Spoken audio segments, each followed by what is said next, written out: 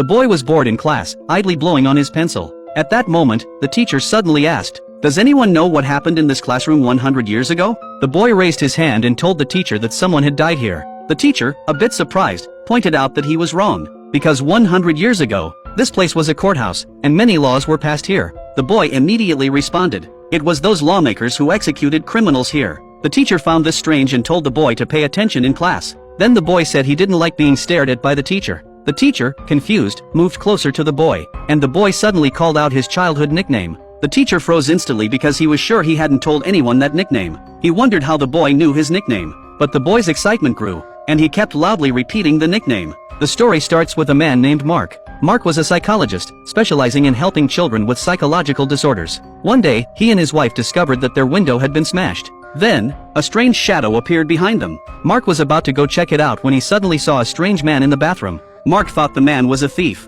but the man walked out in pain. The wife was confused by what the man said, but the man seemed to recognize Mark. It turned out the man was one of Mark's patients. He suffered from emotional disorders and had initially wanted to seek treatment from Mark. But for some reason, Mark had suddenly given up on him.